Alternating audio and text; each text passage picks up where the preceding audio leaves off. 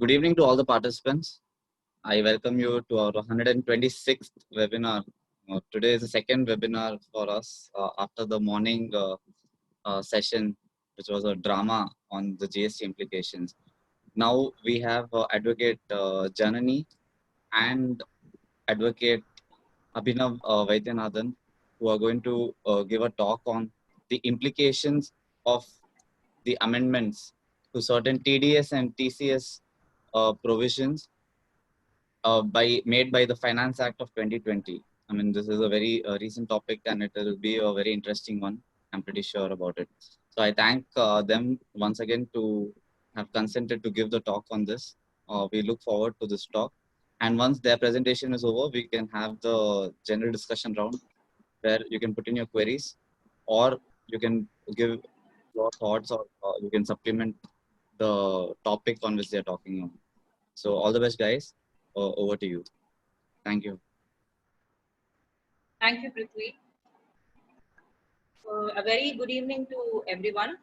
So today, myself and my colleague Abhinav will be discussing on the topic amendments made to certain TDS and TCS provisions by the Finance Act 2020 and its implications.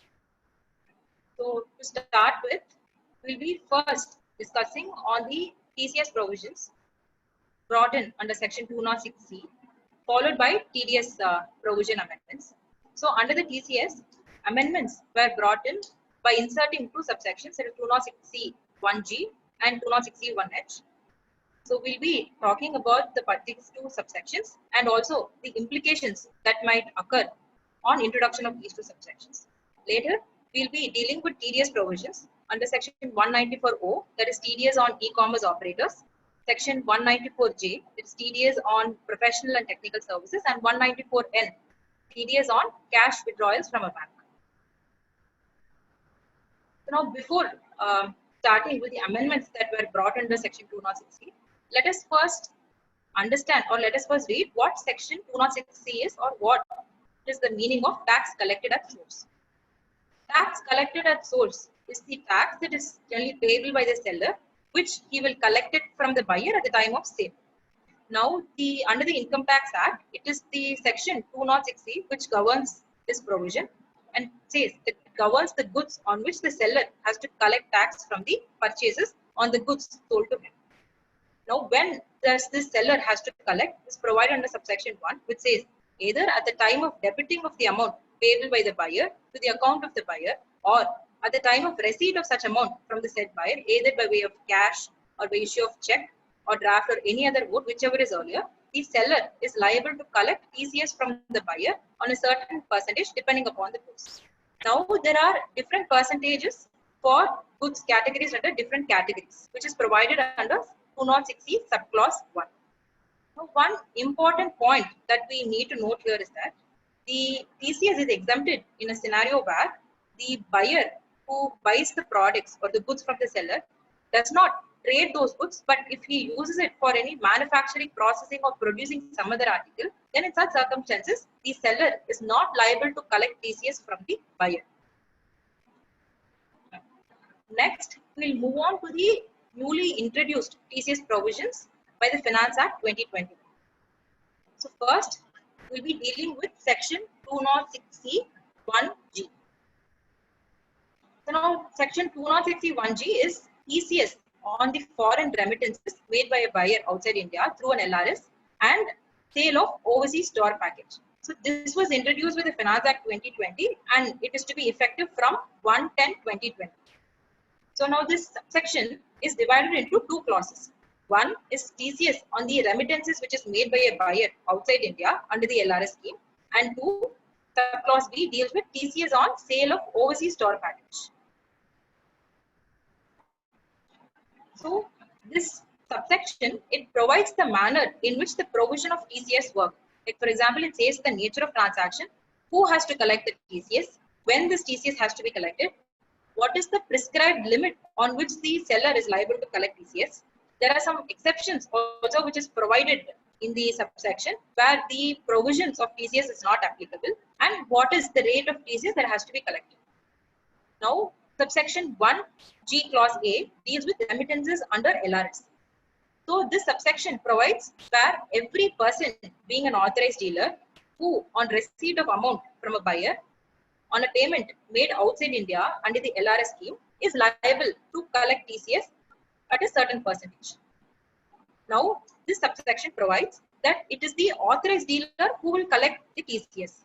Now, when this authorized dealer has to collect TCS, at the time of receipt of the money or when debiting the amount payable, whichever is earlier. Now, there is a prescribed limit which is provided in this subsection. It says that a seller is liable to collect TCS from the buyer provided the remittances exceed 7 lakh in a financial year. So, therefore, the difference of the amount exceeding 7 lakh will be collected as a TCS by the seller from the buyer. Now, the section also carves out certain exceptions where this provision will not apply. One is if the buyer is liable to deduct TDS under any provisions of this Income Tax Act and he has already deducted. In such a scenario, the provision of TCS will not apply. And two, if a buyer is a central government or a state government, a high commission or a consulate, or persons who've been authorized not to be considered for the purpose of this provision, in such scenarios, the provision of TCS will not apply. The rate at which the seller is liable to collect TCS is 5%. In cases where the buyer does not have PAN or Aadhaar, then in that circumstances, the rate is 10%.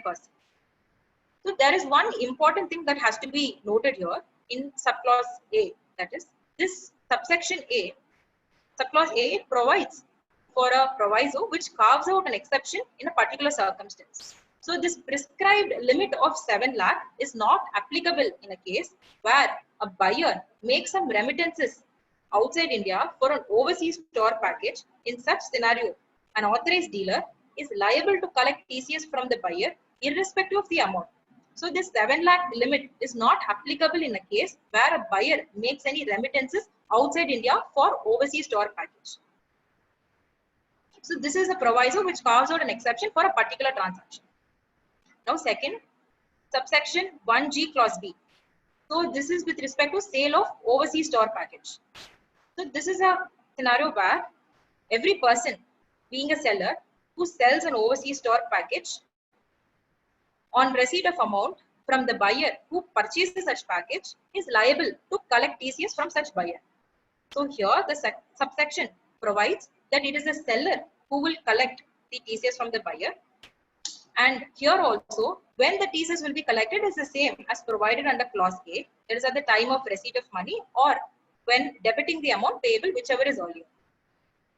There is no prescribed limit for this kind of transaction as provided under the remittance scheme. Here, irrespective of the amount of the tour package cost, the seller is liable to collect TCS from the buyer.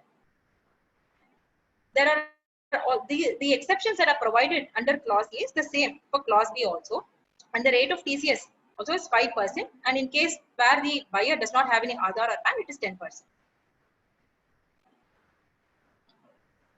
So now we will focus on 206C 1G clause A, that is TCS on foreign remittances under LRS. So what is a liberalized remittance scheme? So this is a scheme of the Reserve Bank of India that allows resident individuals to remit certain amount of money during a financial year to another country for investments or for any expenses. So the maximum limit that is outward can be done freely up to a limit of $250,000 in a financial year. So for what purposes will a particular person choose the scheme? This can be done for meeting various expenses like relating to education, medical, traveling, purchase of property, etc. There are some non-permissible activities also which are provided. Those are like buying and selling of any foreign exchange or buying of any lottery tickets and those items which are mentioned under Schedule 2 of the Foreign Exchange Management Act. Now, the scheme also is not applicable to certain people. They are corporates, HUF, partnerships, and the like. So, the subsection defines an authorized dealer as one who is defined under the Foreign Exchange Management Act under Section 10 Clause 1. So, this is the table which categorizes the persons who will be called as an authorized dealer. Moving on. Under the subsection, there is an exception with respect to the amount of rate that is applicable with respect to a particular transaction. So, in case where the remittance is a loan obtained from any financial institution, which is defined under Section 80A, and for the purpose of pursuing in higher education, then in such circumstances, the seller is liable to collect TCS from the buyer at the rate of 0.5% as against the 5% that is provided with respect to other transactions when it is in excess of 7 lakh rupees. So this is the only exception for a particular transaction given under the subsection. So now let us take an example to actually understand how this remittances occur. So one Mr. A, he has made remittances under LRS scheme during a financial year 2021 as follows. There are 3 transactions in this financial year. Transaction 1 is for 5 lakh, transaction 2 is for 8 lakh, and transaction 3 is for 1,50,000. Now let us see on what rate the TCS will, on what amount the TCS will be applicable. So when we consider transaction 1, which is 5 lakh, this is less than the prescribed limit, that is 7 lakh. So therefore, no TCS has to be collected on this transaction. Now when we go to transaction 2, which is 8 lakh, it is definitely more than 7 lakh. And since it is in the financial year, we have to take the aggregate. So therefore, 8 lakh plus 5 lakh will be 13 lakh. So 13 lakh is in excess of 7 lakh. So 6 lakh will be the amount on which TCS will be applicable. Now, transaction 3 in the same financial year is for 1,50,000. So now since TCS has already been collected on the second transaction itself, on the third transaction, the TCS will be collected on the amount of 1,50,000.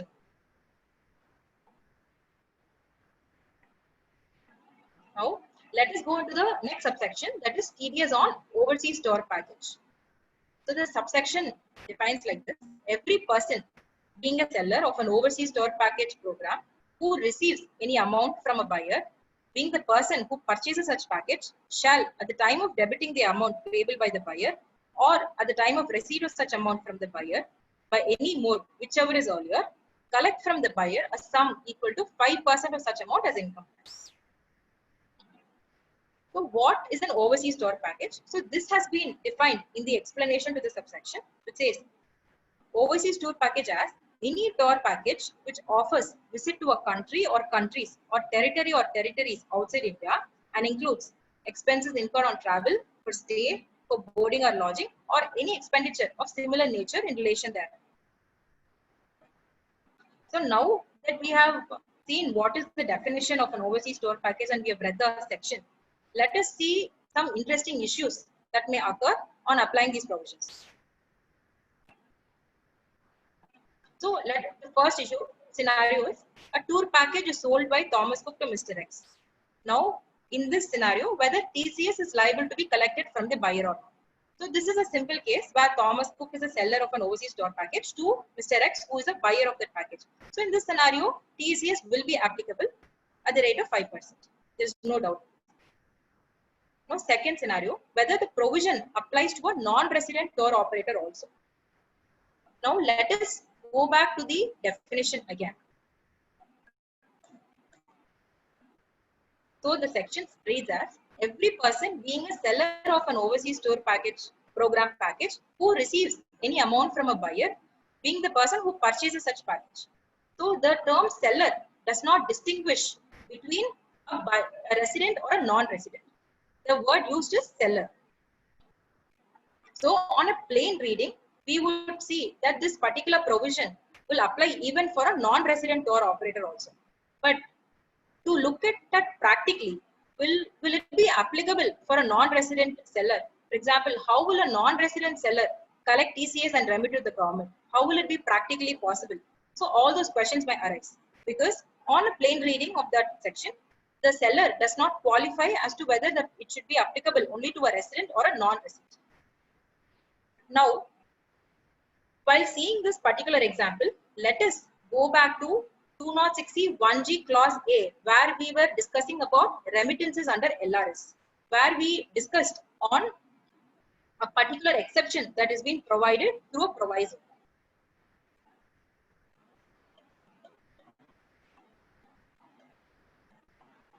So there is a particular provision in the in the subsection A, where it says that the foreign remittance of prescribed limit of 7 lakh will not be applicable in a case where a buyer makes any remittances outside India for the purpose of overseas tour package.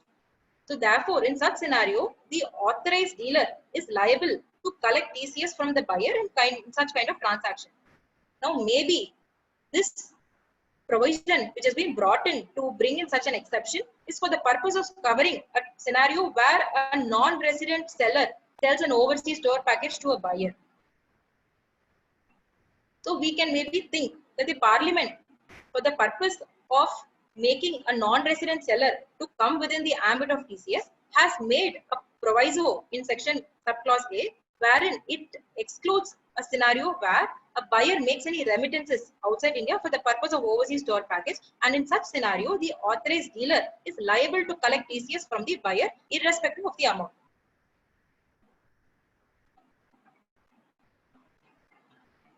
Now, since on a plain reading of this subsection B that does not distinguish a seller as a resident or a non-resident, there will be many doubts. It can be argued both ways, because practically for a non-resident seller to collect TCS and credit to the government is pretty impossible.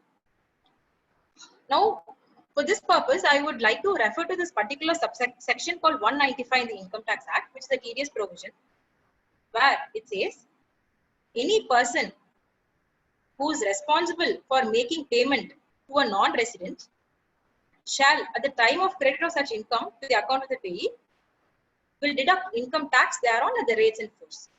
So now the subsection 1 of section 195 says any person responsible for making payment to a non-resident. So any person, will it include both a resident or a non-resident, was the question that arose in the Vodafone judgment in the Supreme Court. So there the Supreme Court held that this word any person will refer only to a resident, and therefore any transaction, and in that case the transaction was between a non-resident company to a non-resident company selling shares of an Indian company. So there the court held that any transaction between a non-resident company and a non-resident company will not fall within the ambit of 195, because the word uses any person responsible, and this any person should refer only to a person resident in India. So therefore 195 will not be applicable. So after this judgment came, a clarification was brought in, and by way of an amendment into the section, wherein an explanation 2 was inserted, where it stated that the obligation mentioned under 1 will also apply to a resident as well as a non-resident. So therefore a clear explanation, therefore the clear clarification was brought in by the parliament to state that this word any person will include both a resident and a non-resident. But whereas in the provision before us, that is under section 206C, it just says every seller. So therefore, there could be a lot of doubts whether this seller will include a resident as well as a non-resident or not. So for this purpose, we require some clarification from the government, to the parliament, to clarify whether the seller will include only a resident or will it also include a non-resident.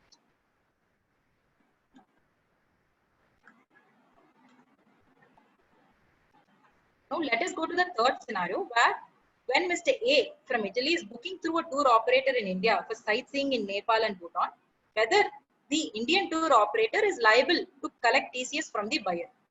So here the buyer is a non-resident. He is buying through a tour operator in India, so therefore the seller of a tour package is a resident of India. He wants to do some sightseeing outside India, that is Nepal and Bhutan. Now whether this Indian tour operator is liable to collect TCS or not is the question. So here the provision of TCS will apply. Why? Because the obligation is on the seller to collect TCS from the buyer, irrespective of the fact whether the buyer be a resident or a non-resident. The government has made an obligation on the seller to collect TCS from the buyer. So therefore, here the provisions of TCS will apply. And similarly, looking at the definition of the word buyer, there is no proper definition given in the act. It just says buyer who purchases the package from the seller.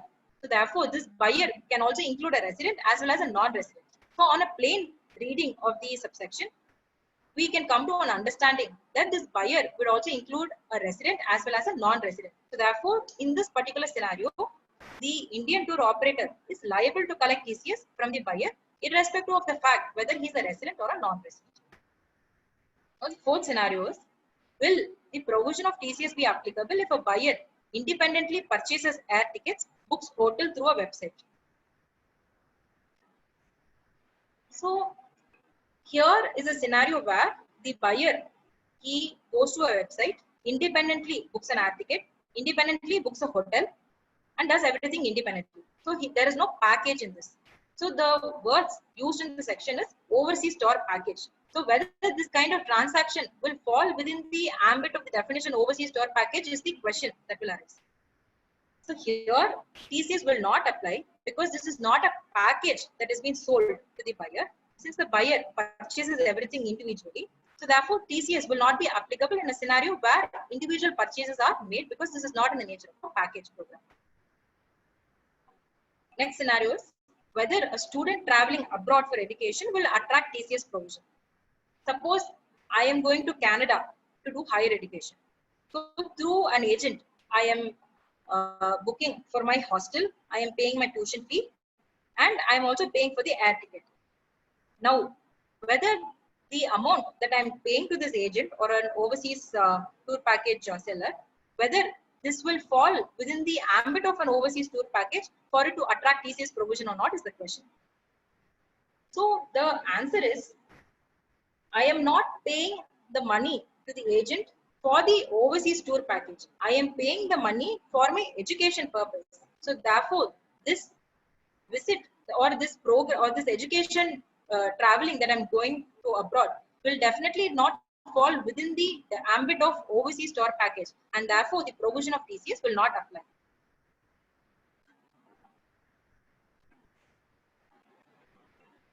Next scenario is, a study tour is organized in Singapore by the institute for its members. The members will attend technical sessions at a hotel, and they will also be taken on a guided tour around the city. So now this institute, it engages an event manager for organizing this tour, and it charges 1 lakh from each participant for a 5-day tour. So now whether this kind of a transaction will attract the provisions of TCS, and whether the institute can be said to be a tour operator for the purpose of collecting TCS from its members.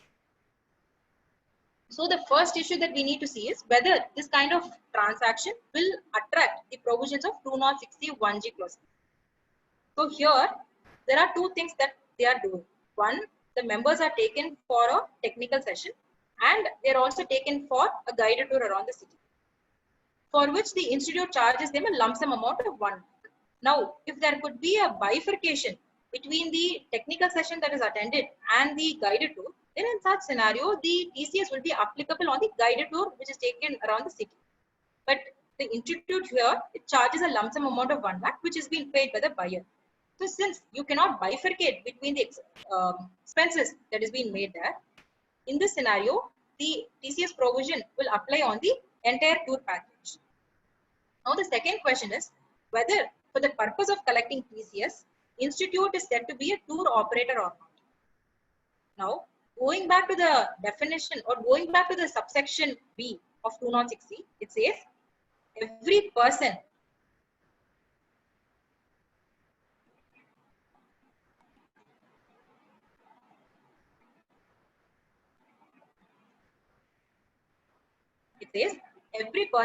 being a seller of an overseas tour package who receives any amount from a buyer being the person who purchases such package. So it only says every person being a seller of an overseas tour package program. Had the wordings in the section been every person being a seller in the business of an overseas tour package program, in such scenario, the institute will not fall under that ambit. But it only simply says being a seller of an overseas tour package program. Here, no doubt the institute is selling a tour package program to its members. According to the members, the institute will portray as if it is a seller of a tour package operator who will take lump sum amount from the buyer for arranging such tour. So therefore, to the eyes of the buyers or to the members, the institute will portray as if it is an overseas tour package seller, and therefore they are liable to collect TCS from the buyer.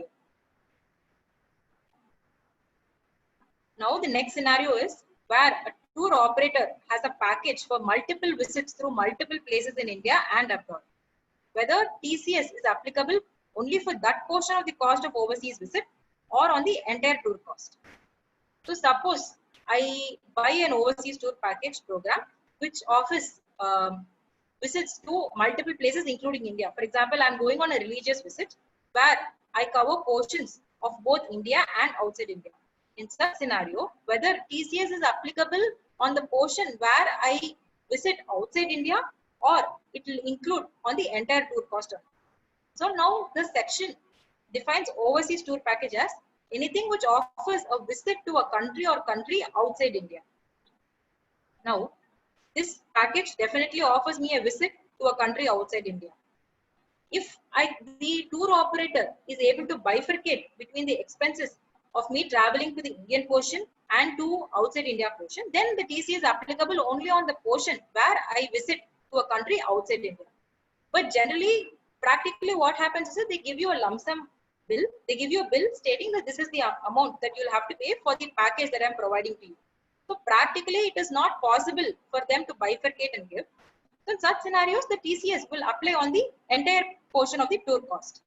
But maybe after this provision has come into effect, the tour operators might start bifurcating and give you segregated bills stating that this is the amount that is liable to be paid by you for your visit inside India, and this is the amount that you'll have to be paid by you for your visits outside India. But as of now, practically this is not being done. So therefore, TCS will apply on the entire portion of the tour visit. Now, why the benefit of lower tax certificate is not applicable to TCS on LRS and overseas tour package and sale of goods.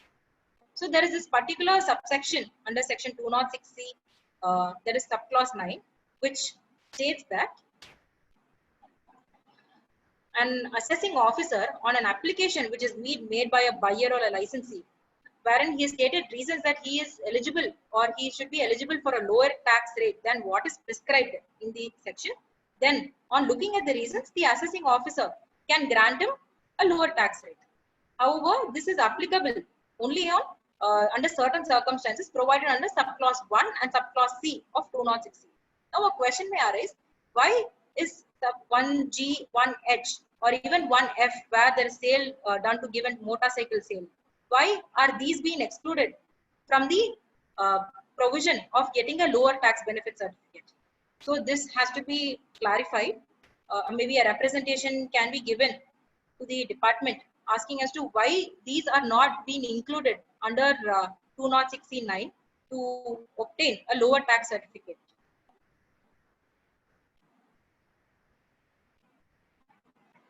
So next we will go to section 206C1H.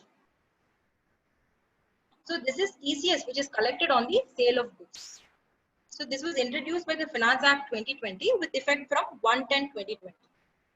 So this section says every person being a seller who receives any amount as consideration for sale of any goods of the value or aggregate of such value exceeding 50 lakh rupees in a previous year is liable to collect from the buyer TCS at the rate of 0.1% on the sale consideration exceeding 50 lakh rupees. So this section also carves out certain people from the ambit of being buyer and seller.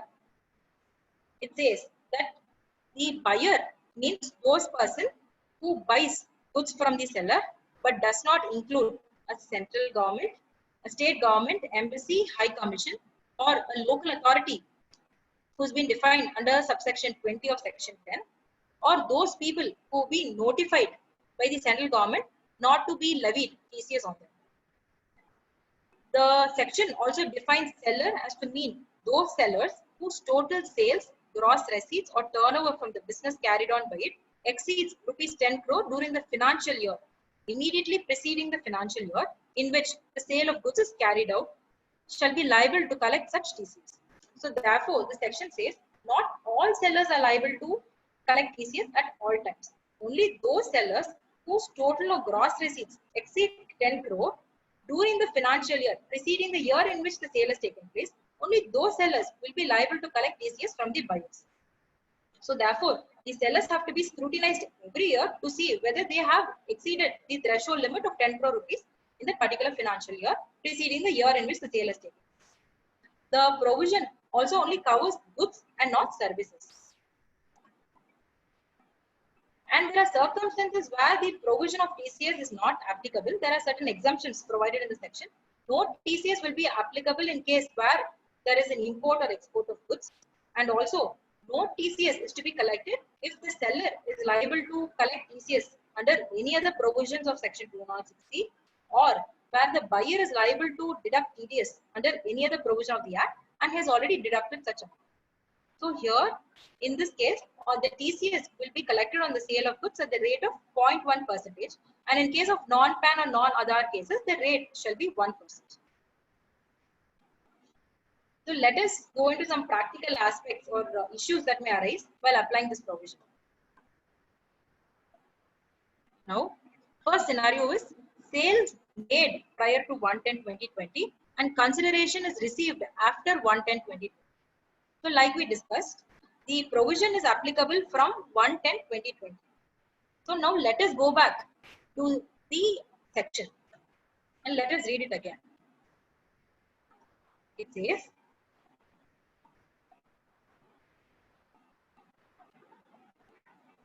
every person being a seller who receives any amount as consideration for sale of any goods of the value or aggregate of such value exceeding 50 lakh rupees in a financial year shall be liable to collect TCS. Now the question is, what is the trigger point for the provision of TCS to apply? So the trigger point can be who receives any amount as consideration. So the trigger point can be either the amount which is received as consideration for the purpose of applying TCS, or we can also read the section in a different way. Maybe every person being a seller who receives any amount as consideration for sale of any goods of the value or aggregate of such value exceeding 50 lakh rupees in any previous year. If we read it in such a way, then the trigger point for the provision of TCS to apply would be on the sale. Now, on a plain reading for everyone, it would seem as if the receipt of consideration should be the trigger point for collecting TCS. Now, apply this principle or this interpretation to the present scenario. Let us see. Sale made prior to 1/10, but consideration received after 1/10. So sale made prior to 1/10 is 60 lakh, which is exceeding the prescribed limit. Sale made after 1/10 is 0. Consideration received prior to 1/10 is nil. Consideration received after 1/10 is 60 lakh. Now, keeping in the interpretation that receipt of consideration should be considered as a trigger point for applying TCS, then now that the provision is going to be in effect from 1/10/2020, in this scenario, TCS will be applicable because the consideration is received after 1/10/2020. But if you consider sale to be the trigger point for collecting TCS, in such scenario, the provision of TCS will not apply because the sale is made prior to 1/10/2020 before the section even being effective. So there seems to be some confusion on reading the section. Two views are possible here. So for this, we request some clarification from the department to clarify as to whether the trigger point for collecting TCS should be the consideration received for the sale, or should sale be made as the trigger point for the purpose of applying TCS. Now let us take the second scenario. Advance received prior to 1/10/2020, but the sale is made after 1/10/2020. Now applying the interpretation that money or receipt of amount should be taken as a trigger point for collecting TCS, then it can be seen that since money was received prior to 1/10/2020, the provision of TCS will not apply because the section was not in force. But one can also say that if sale has to be considered as a trigger point for collecting TCS, then this advance amount will become the actual consideration received after the sale is made. So therefore, in such scenarios, the seller should collect TCS at the time when advance payment is made. So there are two views possible for this. So the question or the clarification that we require is whether the trigger point for applying TCS should be the amount received in consideration, or sale should be considered as a trigger factor for applying TCS. Now let us take the third scenario where sales made on 1/11/2020 and consideration received in advance on 30/10/2020. So both have been happening after the provision has been brought into effect. There is 1/10/2020. So in this scenario, TCS will definitely apply. So here the TCS will apply once you receive the advance on 30th October 2020. So here there is no confusion because both the transactions have happened after 1/10/2020. It is after the section has come into force. Now the fourth scenario is sales made to a particular buyer from 1/4/2020 to 30th September 2020. Then for rupees 60 lakh. Then to the same buyer, another sale has taken place, which is made after 1/10/2020 to 31st March 2021 for 40 lakh. Now the question is whether the provision of TCS will apply. If it applies, what is the amount on which the TCS has to be collected? If we go to the definition, or if we go to the section again, it says, one net sale. Every person being a seller who receives any amount as consideration for sale of any goods of the value or aggregate of such value exceeding 50 lakh in any previous year. So the words used are goods of such value or aggregate of such value exceeding 50 lakh in any previous year. So here you will have to take the aggregate of the sales that has happened in the previous year. So therefore, both 60 plus 40 will give you 100 lakhs. Now this 100 lakhs exceeds the prescribed limit of 50 lakhs. But since the money and the sale has happened prior to 1/10/2020, before the provision being effective, therefore that should not be considered for the purpose of TCS applicability. So therefore, 60 plus 40 will give you 100 lakh, which is in excess of 50 lakh. Out of the 50 lakh, this 10 lakh, where 60 lakh is exceeding 50 lakh for the previous year. Sorry. So 60 plus 40 will give you 100 lakh. So it is exceeding the prescribed limit of 50 lakhs by another 50 lakh. Now, since both sale and the consideration is received prior to 1/10/2020, before the section being brought into force, the excess amount with respect to the year in before 1/10/2020 should not be considered for the purpose of TCS. So therefore, the excess of 10 lakhs, that is 60 minus 50, 10 lakhs, should not be taken into consideration for the purpose of applying TCS provision. So on the remaining 40 only, the provision of TCS will apply.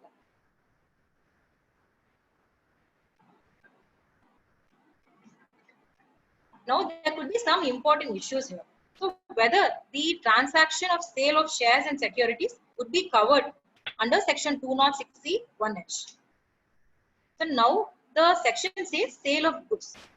Goods are not defined under the Income Tax Act. So the question is, should you adopt the definition of good given under the Central GST Act, or should you adopt the definition given under the Sale of Goods Act? Now, Sale of Goods Act defines goods to include shares, but then the goods definition under the CGST Act completely excludes securities. So there seems to be some confusion as to what definition should you adopt for the purpose of understanding whether transaction of sale of shares or securities would come within the ambit of section 206C 1H or not. So there requires some clarification on this. Now the second is whether section 206C 1H is applicable to electricity. Now this provision of 206CH might cover all goods. For instance, it could also cover shares and securities after if we adopt the definition given under Sale of Goods Act. So therefore, the question is whether even sale of electricity will fall within the ambit of goods or not. Now there are many legal precedents which have held that electricity would fall within the ambit of goods. However, there are no provisions on the Income Tax Act which requires a buyer to deduct TDS at the time of buying electricity. So therefore, since there is no specific exclusion of sale of electricity from the ambit of goods, one can be of the view that electricity would also be covered within the ambit of goods, and therefore it will be liable for TCS. So for this, some representation has to be obtained from the department to know what all should be excluded from the ambit of goods.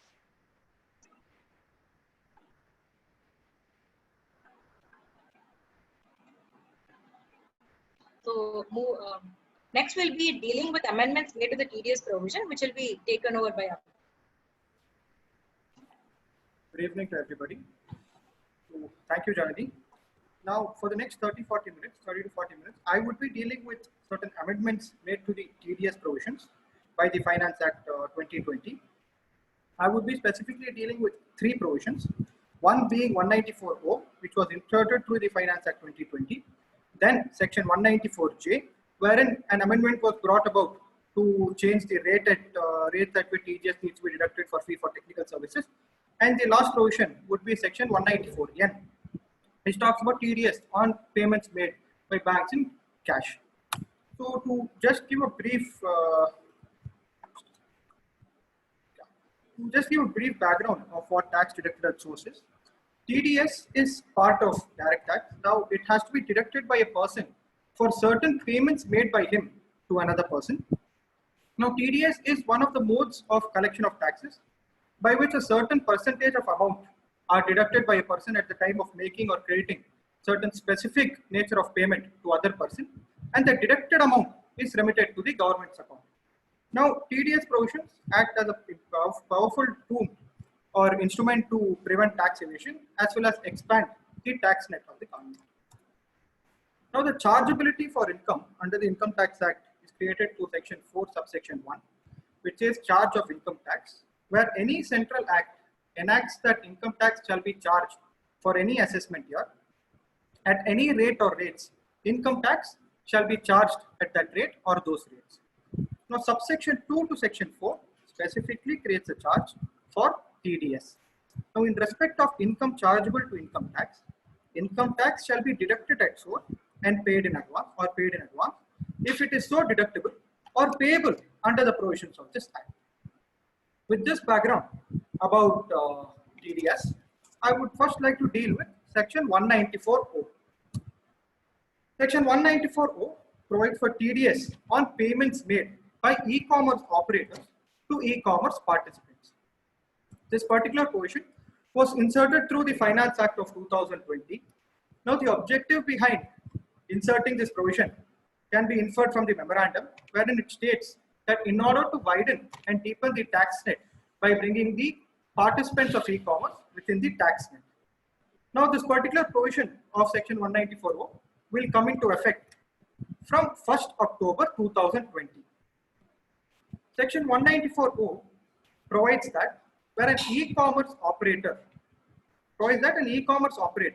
has to withhold tax on sums payable to e-commerce participant in relation to sale of goods or provision of services of an e-commerce participant which is facilitated by the e-commerce operator through its digital or electronic facility or platform. Now, under section 194O, the deductor for this particular provision is e-commerce operator. He can either be a resident or a non-resident. The deductee is a resident e-commerce participant. The rate of TDS is 1% of the gross amount of sale or services or both. The threshold limit for this particular provision is any amount, but there is an exception that has been carved out under subsection 2 of this particular provision, wherein it says if the e-commerce participant is an individual or a HUF, for them, if the gross amount of sale of goods or provision of services in any previous year does not exceed 5 lakhs, this particular provision will not apply to them. However, the individual or the HUF e-commerce participants will have to furnish their PAN or Aadhaar with the e-commerce operator, so that the e-commerce operator can track the amount of sale or provision of services that they do. And once the threshold of 5 lakhs has been exceeded, this particular provision will also apply to individual or HUF e-commerce participants. Now, the nature of transaction is supply of goods or provision of services or both of an e-commerce participant, including digital products which are facilitated over the digital or the electronic facility or platform of the e-commerce operator. Now, with this background on section 194O, there are certain definitions that are brought about under this particular provision. Electronic commerce means the supply of goods or services or both, including digital products over the digital or electronic network. E-commerce operator means a person who owns, operates, manages digital or electronic facility or platform for electronic commerce, which is nothing but supply of goods or services or both. Now, e-commerce participant means a person resident in India selling goods or providing services or both, including digital products through the digital or electronic facility or platform for electronic commerce. Just to highlight, as far as the definition for e-commerce operator is concerned, they don't say that the e-commerce operator needs to be a resident, whereas for the e-commerce participant, they specifically say that it must e-commerce participant must be a resident in India to get to fall under the ambit of this particular provision. Now, for services, it says services includes fee for technical services and fee for professional services as defined in explanation to section 194J. Some other important points that needs to be noted under section 194O. The first one is the explanation to section 194O subsection 1. It says any payment made by a purchaser directly to the e-commerce participant for sale of goods or provision of services or both facilitated by an e-commerce operator shall deem to be the amount credited or paid by the e-commerce operator to the e-commerce participant and shall include the gross amount of such sale or services for the purposes of TDS under 194O. I will give an example for this particular explanation in the next slide. Now, under subsection 3 to section 194O, it says that a transaction in respect of which tax has been deducted under subsection 1 of 194O or which is not liable to be deducted under subsection 2 to 194O, which is the exception that has been carved out for an individual or a HUF and the threshold limit of 5 lakhs has been set, shall not be liable to TDS under any other provisions of chapter 17B of the Income Tax Act. Now, for this particular subsection, there is a proviso that has also been inserted, which says this provision being 194O is not applicable to any amount received or receivable by the e-commerce operator for hosting advertisements or providing other services which are not in connection with sale or services mentioned in subsection 1. Now, under subsection 6, there is another deeming fiction that has been created in this particular provision to say that e-commerce operator shall be deemed to be the person responsible for paying to the e-commerce operator. And a consequential amendment has also been brought about under section 206AA, which talks about, which provides for higher rates of TDS for non-furnishing of PAN. So the TDS rate of 1% is increased to 5%, where the e-commerce participant does not furnish his PAN to the e-commerce operator. Just to highlight two important points that has been discussed in this slide. Under 194O, there are two deeming fictions that has been created. One, the first one is to say when the payment is paid directly by the purchaser to the e-commerce participant for a sale of goods or provision of services which is facilitated by the e-commerce operator, it shall be deemed that the amount has been credited or paid by the e-commerce operator to the e-commerce participant, and he shall deduct tax at source for that on the gross amount for such sale or services. The second deeming provision is the e-commerce operator shall be deemed to be the person responsible for paying to the e-commerce participant. Now, let's take an example to understand this provision. Say prior to introduction of section 194O, A being an e-commerce participant sells a laptop to B, sells a laptop through B being an e-commerce operator to C being the buyer for rupees 1 lakh. Now C pays rupees 1 lakh to B, B will take its commission of 2,000 and credit the remaining of 98,000 to A, who is the e-commerce participant. Now, after the introduction of section 194O, taking the same example where A sells a laptop through B to C for rupees 1 lakh. Now, C being the buyer can either pay rupees 1 lakh to B or he can directly pay it to A also. So, in such scenarios, B being the e-commerce operator will have to deduct TDS at 1% on rupees 1 lakh. Just to reiterate, even if the payment by the buyer is directly made to the e-commerce participant, the e-commerce operator being B is liable to deduct TDS on rupees 1 lakh. Now, I would like to discuss certain interesting issues by way of case studies. The first case study is, say A is a restaurant which sells one packet of biryani for rupees 100. Now let us assume that A also sells its food through B, which is an online food ordering and delivery platform. Therefore, in this fact pattern, A is the e-commerce participant and B is the e-commerce operator. Now, C being the buyer, orders one packet of biryani from B and ends up paying rupees 120 for the same. Now, the split of rupees 120 is rupees 100 for the biryani and rupees 20 is the delivery fee which would be given to the person who delivers the food. Let's assume for this particular example or the case study that the obligation to deliver is on B.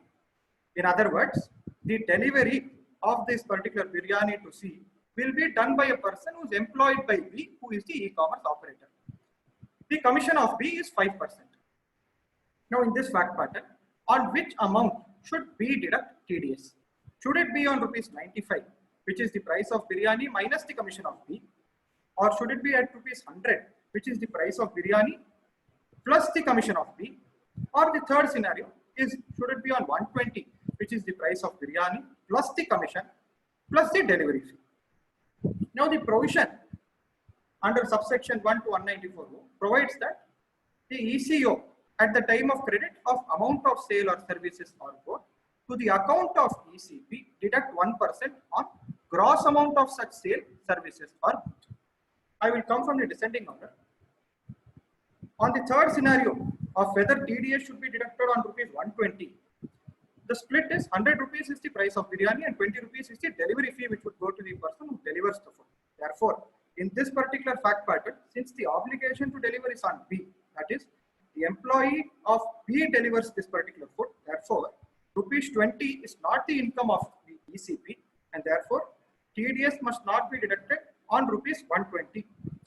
Now we are left with two other options. Should it be on 95 or should it be on 100?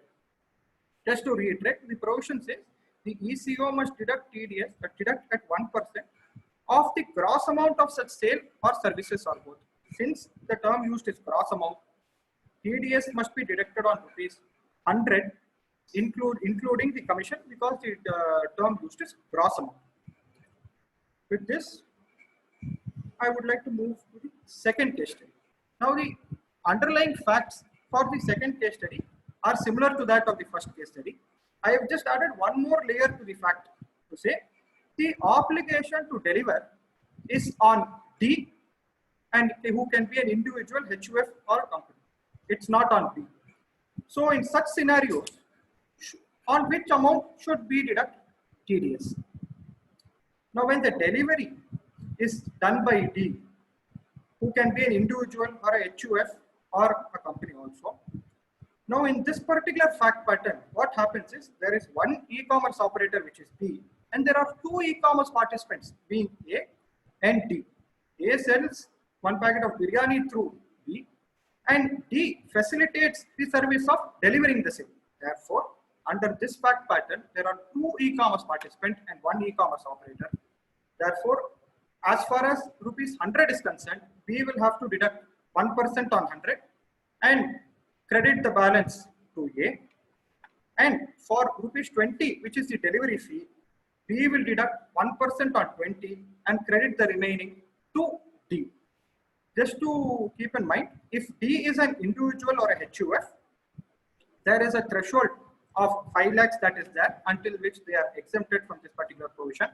So in such scenarios, the individual or the HUF e-commerce participants will have to furnish their PAN or Aadhaar number with the e-commerce operator so that the e-commerce operator can keep a track of the gross amount of sale or services that they have made in the previous year. If the threshold has been crossed, then 1% on 20 rupees. If it has not been crossed, the TDS need not be deducted on rupees 20. Moving to the third case study. This particular case study will deal with a scenario when there are multiple e-commerce operators for the same transaction. Say A is the e-commerce participant who wants to sell its flight tickets through a digital platform. Now B is an e-commerce operator who owns a digital platform, and A entrusts B to sell its flight tickets. Now what B does is, it lists the flight tickets also in the digital platform maintained by C, who is also an e-commerce operator. Now D, being the customer, purchases a ticket from the digital platform maintained by C and pays rupees 6,000 to C. Now in this transaction, there are two e-commerce operators and one e-commerce participant. In such a fact pattern, who will be liable to deduct TDS? Should it be B, who is the first e-commerce operator, or C, who is the second e-commerce operator to whom the consideration has been paid because the purchase of ticket was through his digital platform?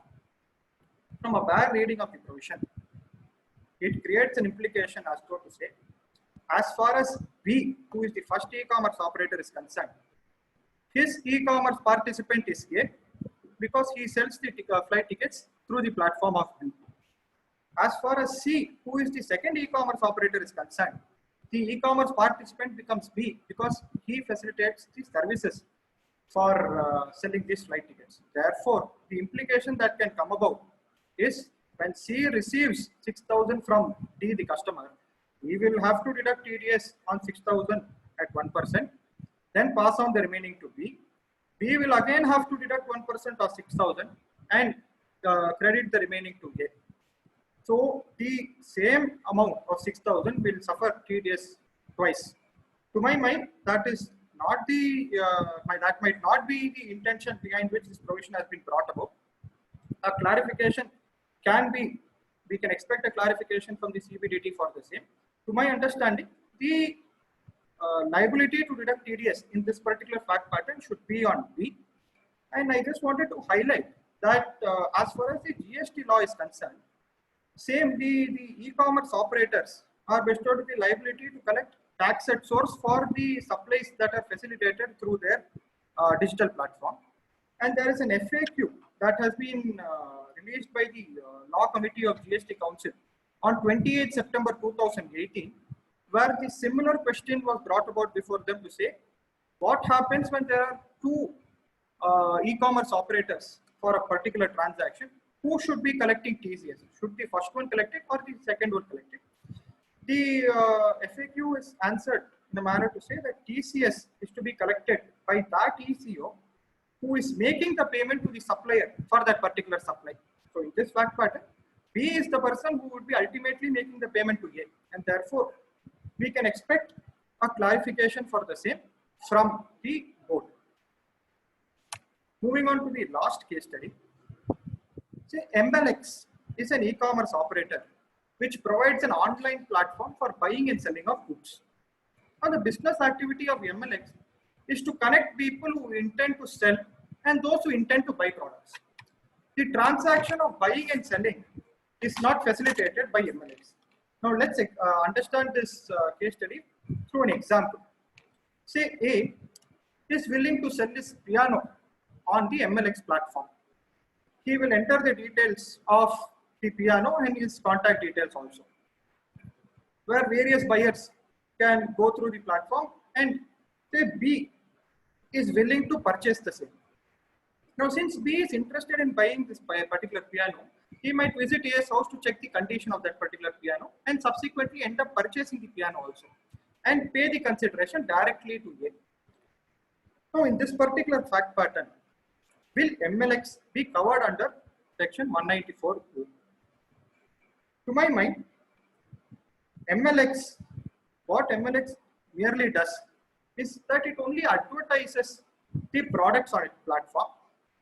It does not know who the ultimate buyer is going to be for that particular product. It will not deliver goods also because both the parties will contact among themselves, and the delivery of goods and payment, all that will happen. Therefore, MLX might not be covered under 194. Again, we can also look into the definitions that has been given to e-commerce operator and the definition of e-commerce. So the definition of e-commerce operator is a person who owns, operates or manages digital or electronic facility or platform for electronic commerce. Now what is electronic commerce? Electronic commerce means the supply of goods or services or both, including digital products, over the digital or electronic network. So in this particular scenario, the contract is not been concluded, or the purchase that is made by B from A, that particular piano, is not been concluded on the platform of MLX. The MLX might not know if ultimately the sale happens also or not. And therefore, to my mind, it might be far-fetched to try covering MLX under this particular provision of 194. Now, there are certain practical difficulties that can arise through this particular provision. Say, I had already dealt with the explanation to subsection 1, which brought about a deeming fiction to say, even when the purchaser directly pays the amount of consideration to the e-commerce participant, the provision has created a deeming fiction wherein the e-commerce operator shall be deemed to have paid that money or that amount to ECP, and he shall deduct TDS on the gross amount. Now, this is an excessive burden that has been imposed on the e-commerce operator. Okay, let's take a very popular e-commerce operator who facilitates sale of goods through his electronic platform.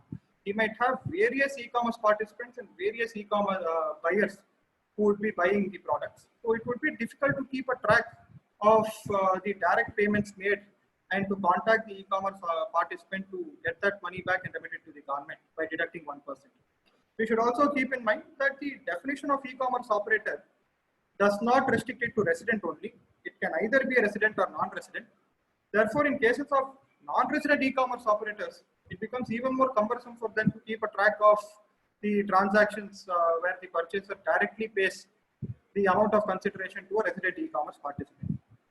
One remedy that I could think of to mitigate this particular aspect, say when the payment is directly made by the purchaser to the e-commerce participant, the e-commerce participant will anyways have to give the commission to the e-commerce operator for that particular transaction that got concluded. So maybe the e-commerce operator can ask for the e-commerce participant to include that 1% of TDS along with the commission, so that it makes things easy for him for crediting it to the government for the same. One more thing that I wanted to highlight is under the GST law, where the e-commerce operators are made liable to collect TCS for the supplies that are facilitated over their digital platform. They are required to collect TCS only on the amounts that are paid to them. Whereas in this particular provision, there has been a deeming provision that has been brought about, that even when the payment is not being paid to the e-commerce operator, he shall be deemed to deduct TDS under this particular provision. And also in cases where sales returns happen, there might be certain implications that can come about under this particular provision, where the sale happens and then due to some defect, the customer returns it back, and therefore the e-commerce participant will have to refund the money. In those scenarios, there are certain implications that can come about as to how the tax needs to be deducted under this particular provision. Janani, would you want to explain this? Because this has a relevance with 206C1H.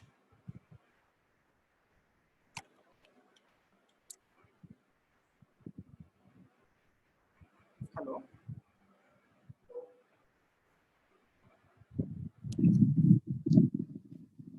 Hello. Yes, Abhinav. Okay, I'll come back to this later. The next provision that I would be dealing with is section 194J.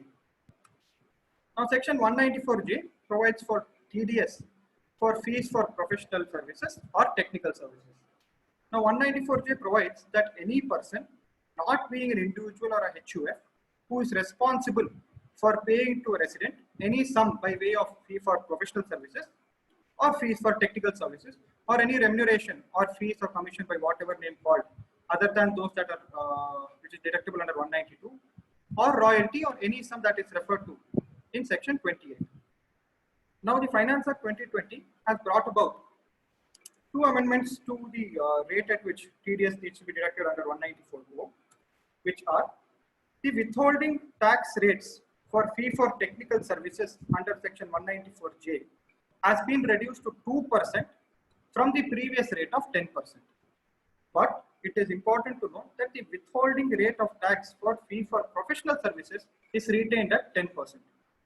Now, the object behind bringing down the rates for fee for technical services can be inferred from the memorandum, which clarified that this particular amendment is introduced to reduce the existing litigation on account of classification of services under section 194J as technical services or under section 194C where TDS needs to be deducted, where payments are made to contractors, where certain activities, if they fall under the ambit of work, TDS needs to be deducted under 194C.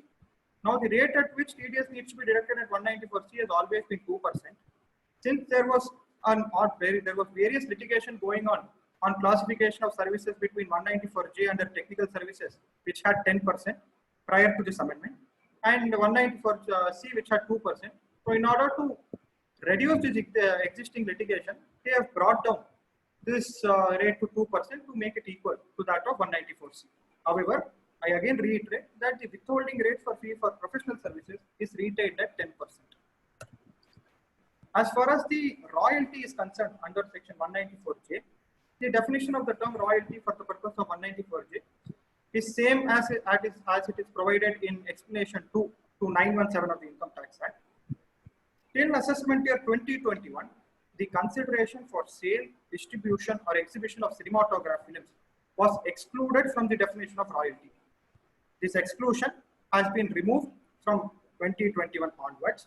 Therefore, if the payment constitutes to royalty, then the rate at which TDS needs to be done as per the amended provisions are 2% where the royalty is in the nature of consideration for sale, distribution or exhibition of cinematograph films, and in all other cases, it would be 10%. So these are the two amendments that have been brought about under 194J.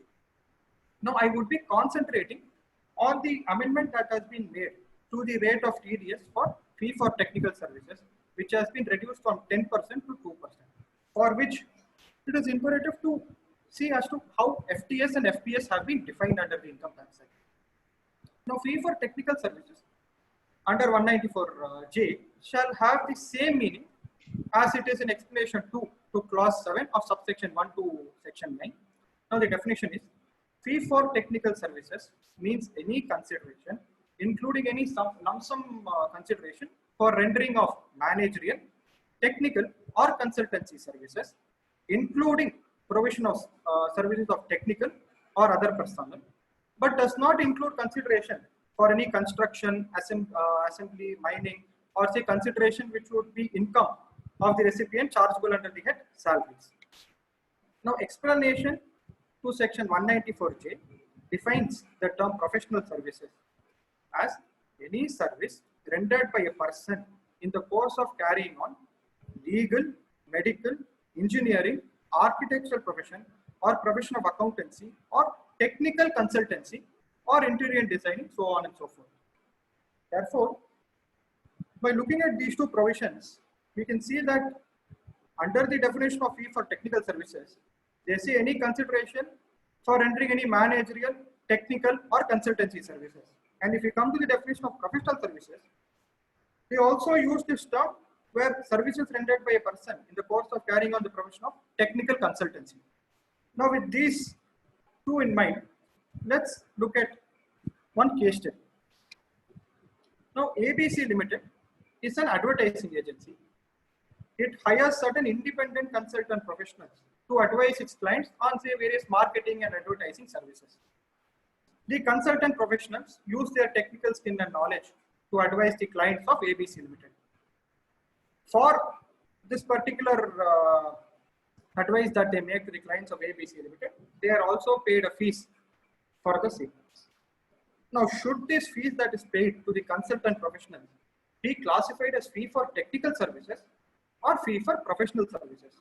Now, say if it's classified as fee for technical services, the rate of TDS will be 2%.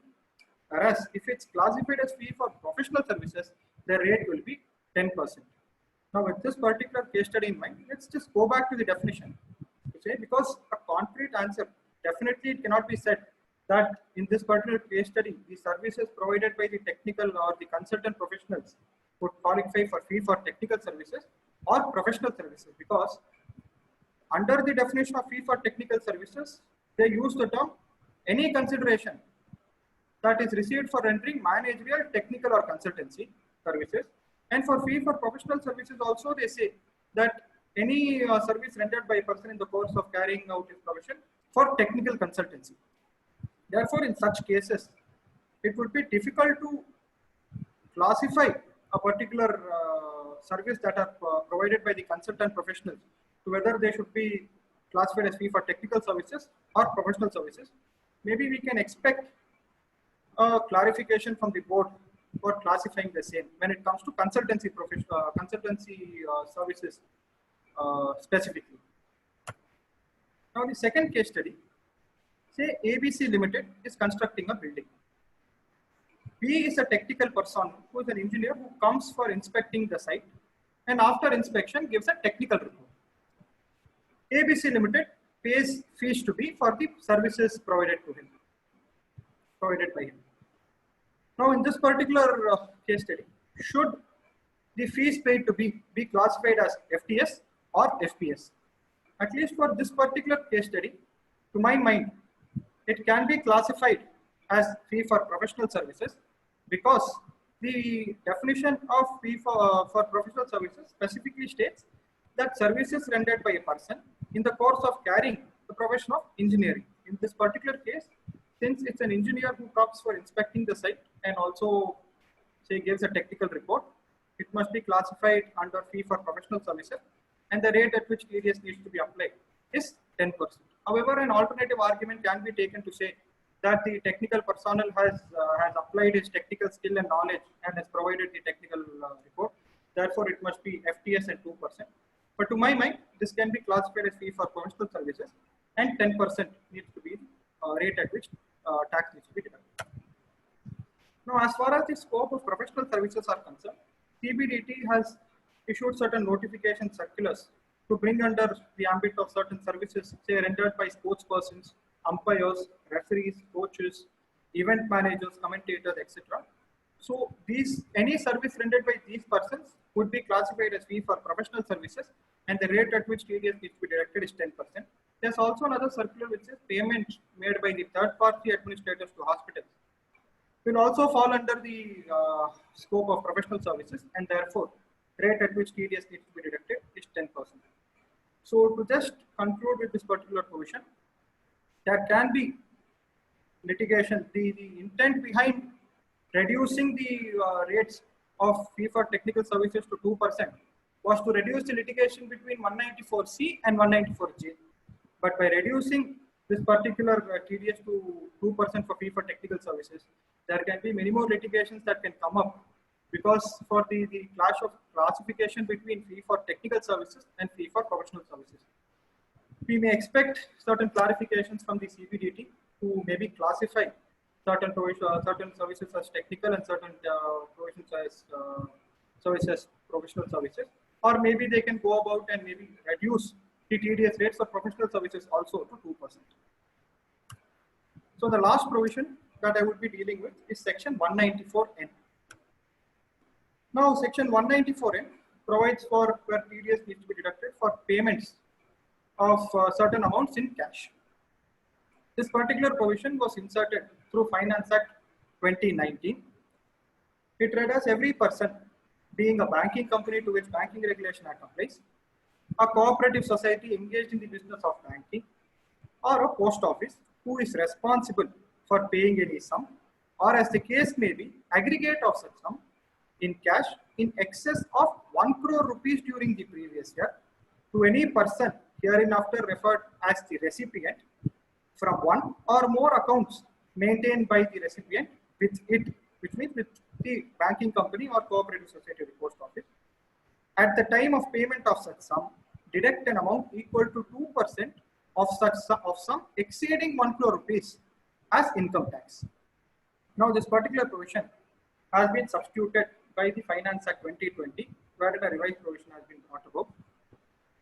So revised provision that has been brought about as per Finance Act 2020 reads as every person being in the banking company, cooperative society or a post office who is responsible for paying any sum, being the amount or aggregate of amounts as the case may be in cash exceeding 1 crore rupees during the previous year to any person referred as recipient from one or more accounts maintained by the recipient with it, shall at the time of payment of such sum deduct an amount equal to 2% of such sum as income tax.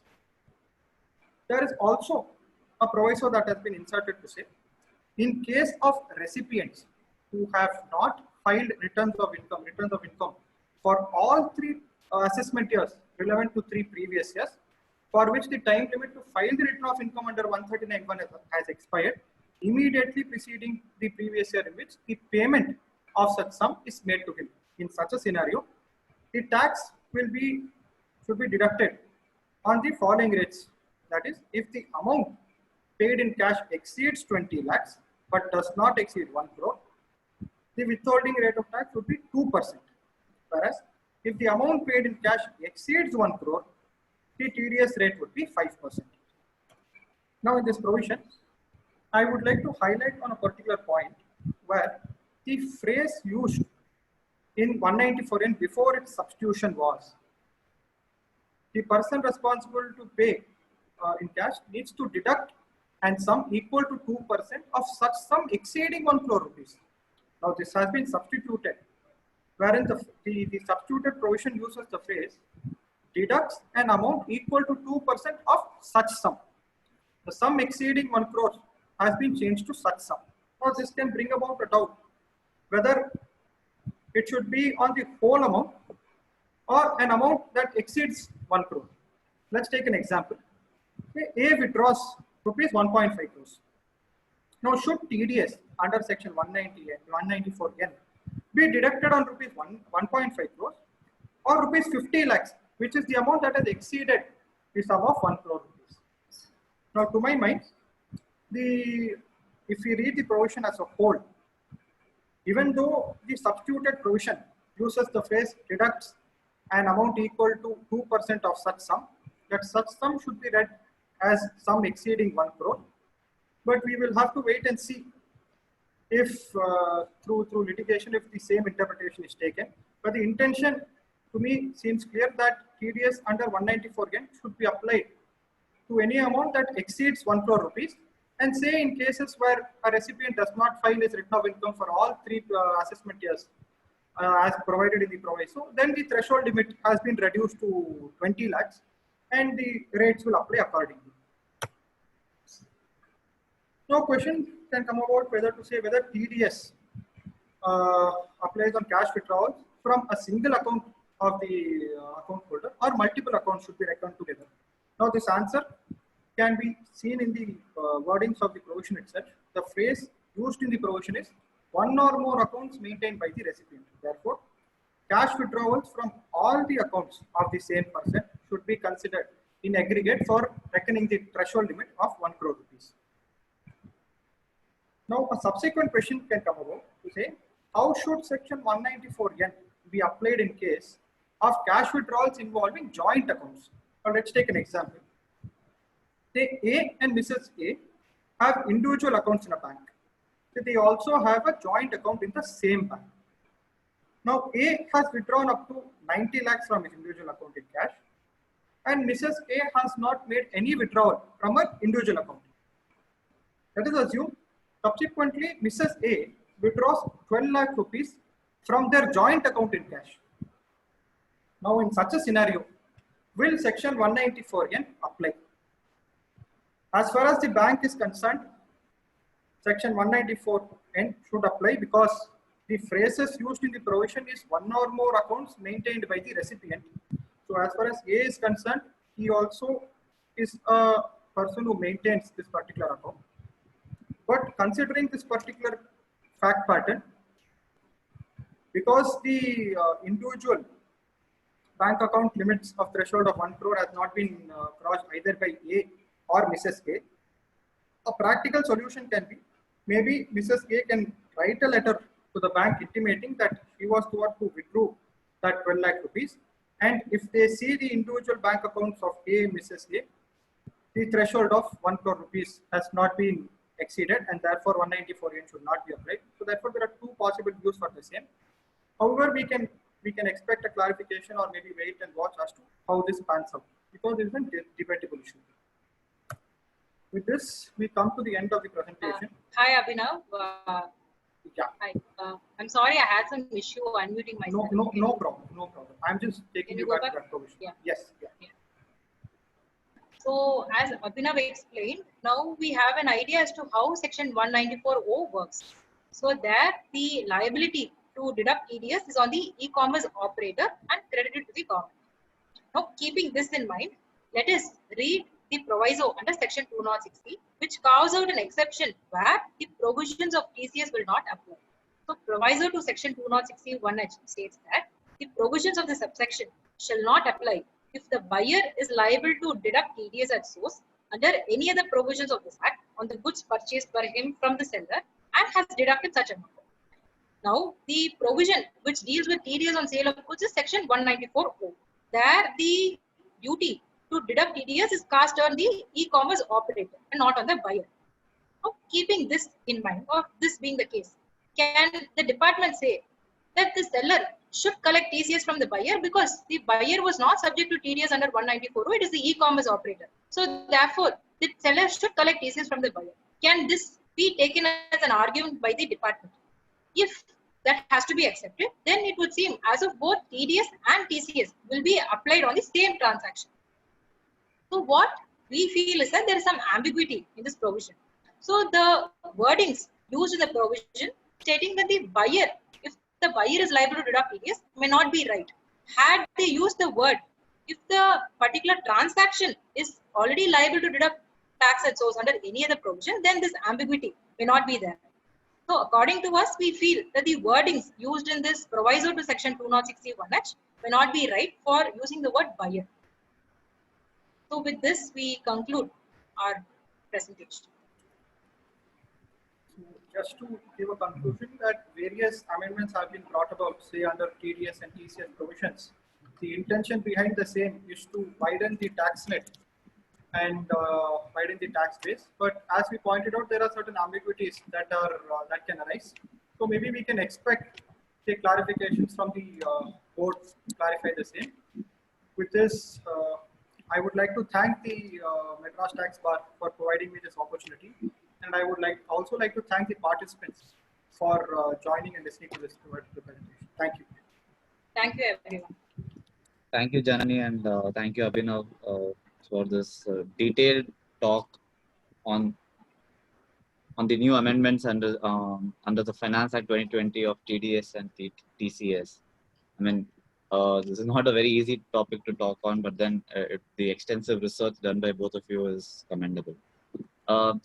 So now the floor is open for the participants to supplement on any of the points which our speakers have raised, or if you have any queries, you can come forward and ask. So I request you to kindly raise your hands in the app or drop in a message in the chat box. We will take up the questions.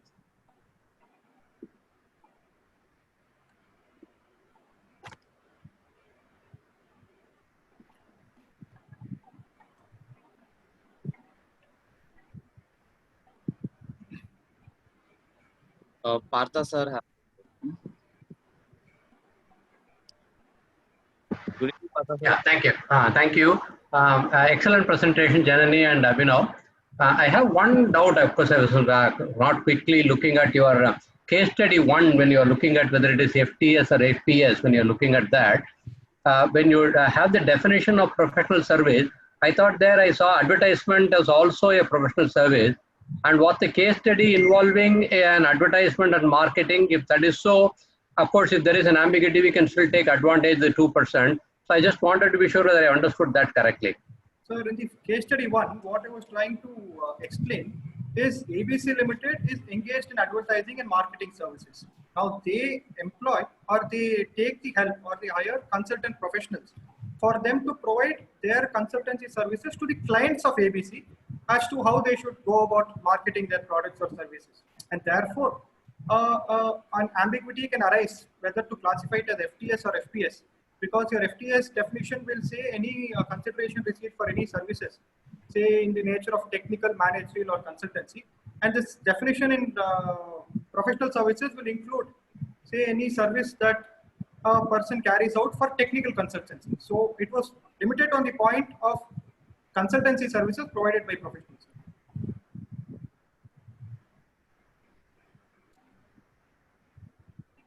Partha sir has muted himself, but I think you answered his question. Partha sir? Yeah, no, thank you very much. But the other thing I was having a doubt was, of course, between the fee for professional services and technical services. One of the things is it is possible that an engineer provides consultancy relating to advertisement, etc., because of that experience.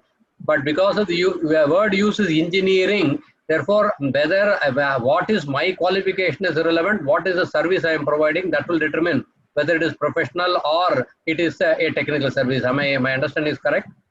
Yes, sir. So, like there is still an ambiguity that can arise, sir, because the words used are engineering and a service provided by a person who carries out the profession of engineering. To my mind, because they specifically use this, and say in the second case study that I took, where say a technical personnel being an engineer who provides the service of say coming and inspecting the site.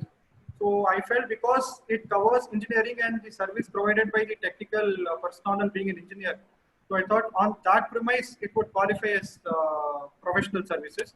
But yes, sir, there can be an ambiguity to say whether it should be fee for technical services or professional services. Just to highlight, sir, in various cases that have come about prior to this particular amendment, what has happened is since the rate was same for technical and professional services, even if we take cases for this particular example, it would say that they would classify it as fee for technical or professional services because the rate was 10%. And therefore, I just wanted to highlight that point on that. That's correct. 2% is what is not going to bring about all the problem. Like you said, unless they clarify or bring about something, this is going to be an area of problem. Yeah. Okay. Thank you. Thank you very much. Thank you. Jeremy, I have a quick clarification on the sale of the applicability of TCS on the sale of goods from 1st October 2020. So that means that if the sale of goods in the entire financial year is more than 50 lakhs, then only it will be applicable, or? Yes. In the entire financial year, the limit must have exceeded 50. Okay, of the business, right?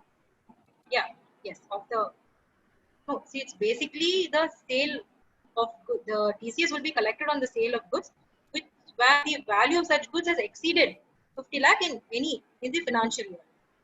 Okay. So it need not be one single transaction. You have to look into the entire year to see whether it has exceeded the prescribed limit. Thanks. Next, I would unmute Dr. Krishnanand.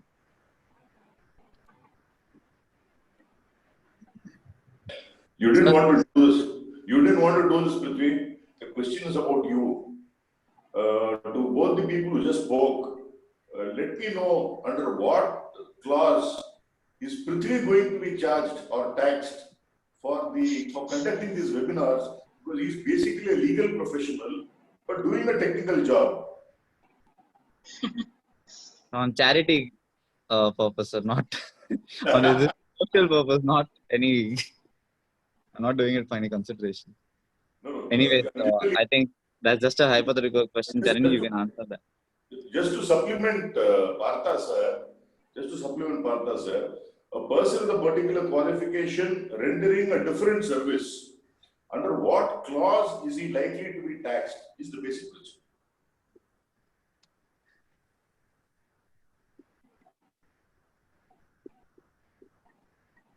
Janani and Abhinav, are you there?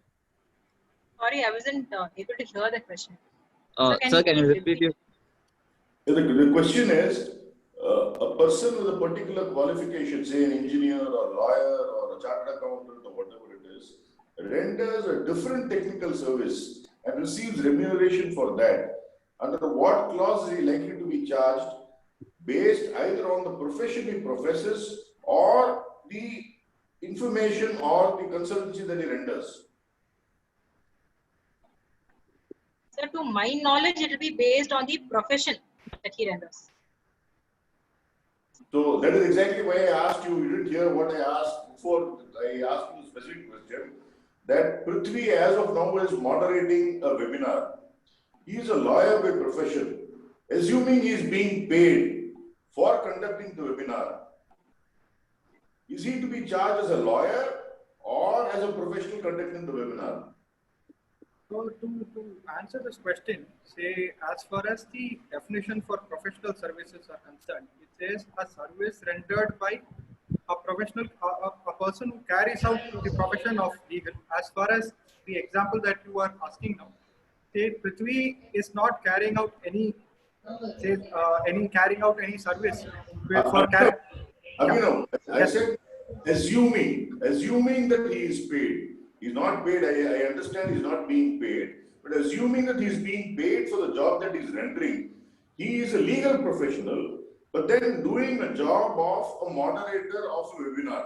And assuming that he's being paid for that, will he be charged as a legal professional or not as a legal professional? This is my question. Yes, sir. To my mind, Section 194J for professional services will not be attracted because moderating of a webinar done by a legal professional is not a service rendered by that particular person in carrying out that particular profession being legal. And therefore, to my mind, TDS on that, the consideration, if consideration is paid to Prithvi for this, I think TDS will need not be deducted for the same. Sir, I think this area requires consideration. The section says services.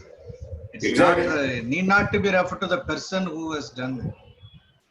It also has connection when you're professional doing some services, TDS is attracted. So this area requires some consideration. Swaminathan, what do you say? I'll unmute Swaminathan. I think so far we have not come across any case law on this issue. No, There's a definitely new- we will expect litigations on these issues.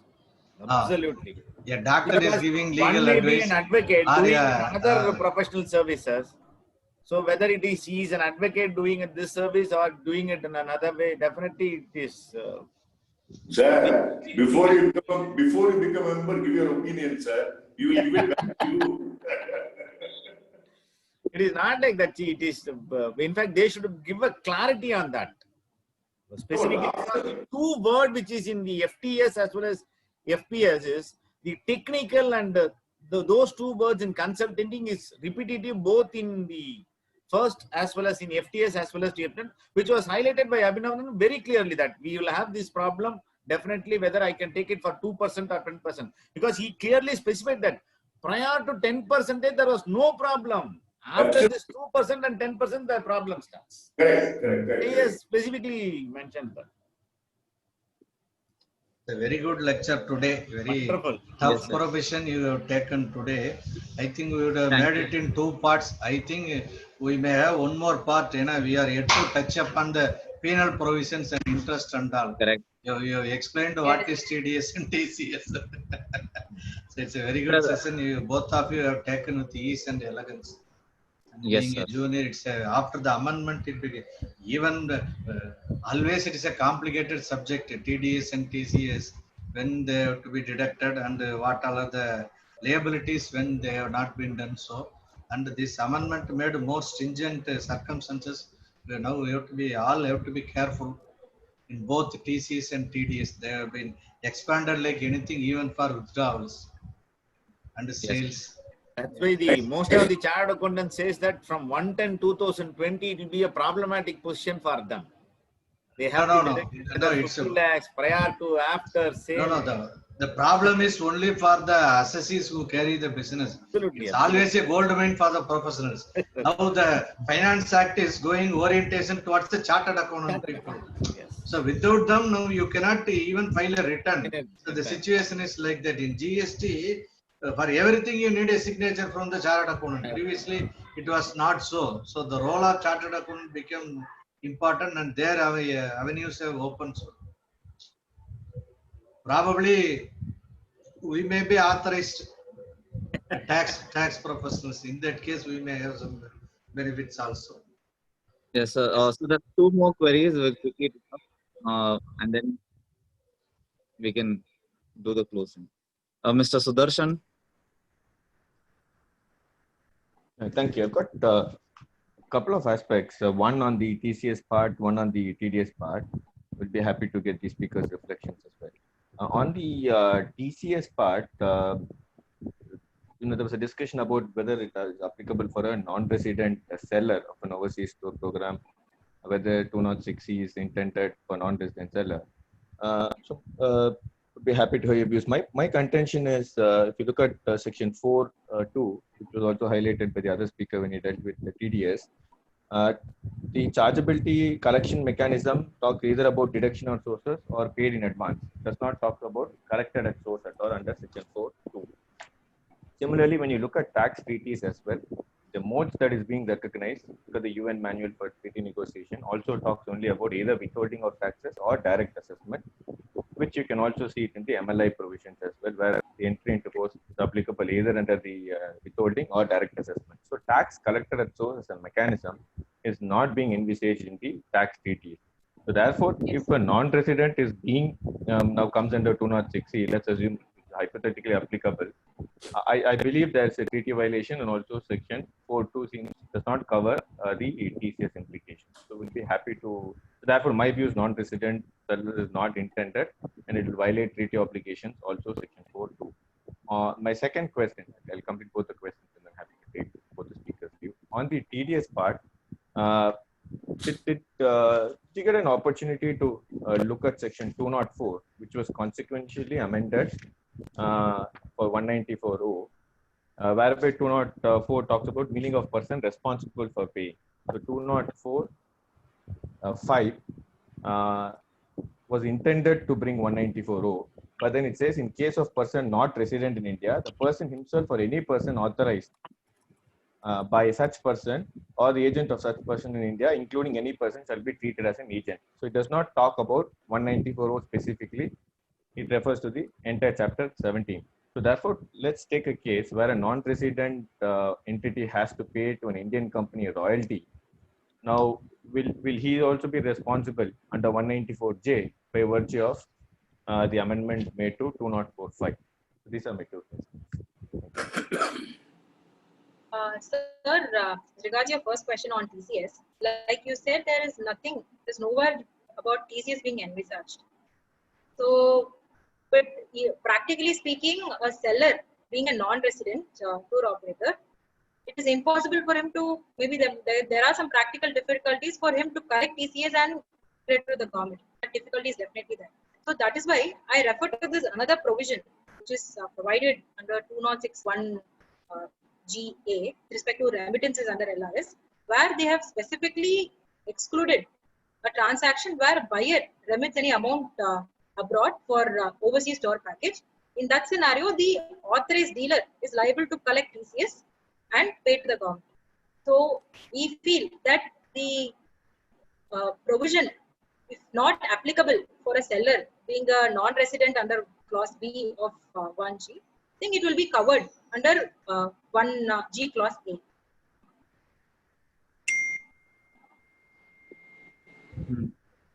The second question. Or as regards the say payment of royalty by a non-resident to the resident, I think 194J should not apply, because we will also have to see if there is a tax treaty between India and the country between with which where the non-resident resides. So first we need to see as to whether that's covered by the DTA, and then if not, then TDS need not be deducted. If yes, then they need to be compared and seen. Thanks, Abhinav. I think we've dealt with both the questions. Before we move on to the conclusion, there's one last question, I think for Janani, which is there in the chat box from Dinesh, from Mr. Dinesh. So I'll just read out the question. What if a person has bought overseas tour package but was subsequently cancelled? Are there any provisions for the refund of TCS? To my knowledge, I don't think there is any provision for refund of TCS that is being collected, to my knowledge, but I think others are welcome to give their views. Thank you.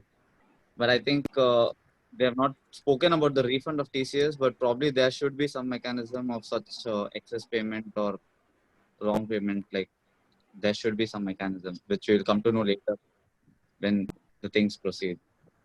So thank you very much, guys, for this. I call upon. Yes, sir. All along, both of them have been talking about we are expecting a clarification. Why is it even after a period of 8 months, no clarification has either been sought or been given by the board? Because Problem issues Krishnan, have not yet been set in motion. Krishnan, we Yes, will not sir. be giving the clarification from the board. We will give you once it starts from 110-20. content. Exactly. Sir, We will not do it you prior to that. We will do it after 110-20 by Sir, FAQs and all will those be things will come to you. You will be sitting upstairs and I will be calling you my lord, sir. That is the whole problem. I don't Sir, want that after people- clarification. No, After people start facing the practical issue, I think FAQs will come. Exactly.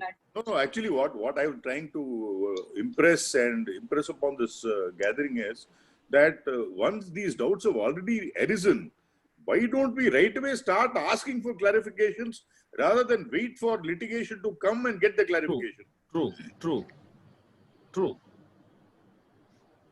So this But is just my discussion. personal opinion is once litigation starts, then the seriousness of those particular doubts also comes up, sir. Prithvi, I- you are on the other side, boss. We are on the facing side. You will always oppose me. APS will always oppose me. I am Swami not on the will other always side, sir. oppose me. Income tax, I am with you, sir. No. Your dad was against me all along. Now, of course, he's changed sides. Now you are on the line. maybe then only we will get cases now, sir. Yes, ma. Better have the clarification beforehand. No, rather than ask for the court to ask for clarification and get a reply and then give a reply.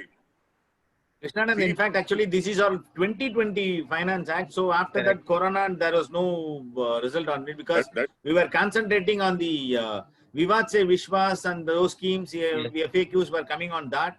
So this will definitely, there will be an FAQ on how it should be treated and all those things. Correct, Swamiji. Department doesn't care about Corona. That is the whole problem. I am appearing on video conferencing every day against the department. When you say Corona, they say, see, you and I are talking. What are you talking about Corona? Sir, This is the difficulty we are that is facing. on the other aspect, sir. CBT So, will definitely. My only point is that we should seek clarification on this. At least the regular litigants should start seeking clarifications before we go to court, and so that we have something in hand to actually talk to the court. Rather than wait for the court to ask for the clarification, and people with APS will say, no clarification, this is the law.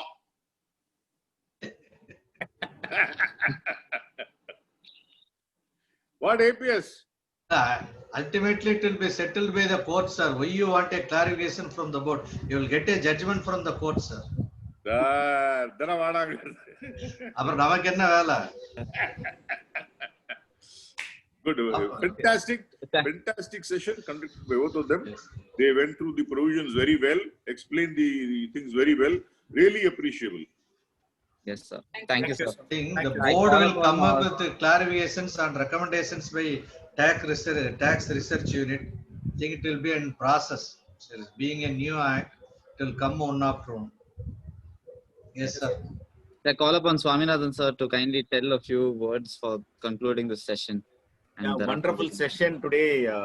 Janani took on to 206C, TCS on foreign remittance, LRS, and she spoke about overseas tour package, then resident, non-resident, section 195, one of the toughest section, then case studies. She took 206C9 also, subsection 9.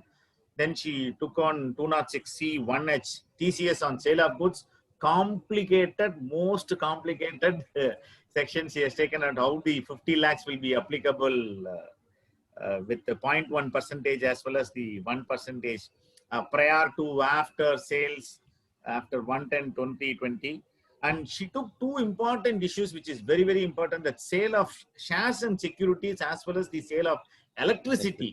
Whether that will form part of this, it's a wonderful question to be decided. And she has taken all the practical issues on TCS. And not less by Abhinav also, he has taken on 194O, e-commerce operator, participant. Then he took to subsection 1, 2, 3, and 6. The threshold limit also, he spoke about that. And case study, Biryani, wonderful example on that. And the flight ticket and piano case study 4 was also very good on this one. 194J, he took about the FTS and the FPS, the professional thing, both how the problems will arise on the 2% and 10%. When the TDS was 10%, there was no problem. But if it is 2% and 10% on FTS and FPS. Definitely he took us to that, this one. Both the case study and the advertisement as well as the engineer concept was wonderful. And he took up to 194 yen. This is the first time I'm talking about that, the joint account and multiple account. I have never thought about that. It was a wonderful explanation on that for the payment of cash by the TDS provision on this one.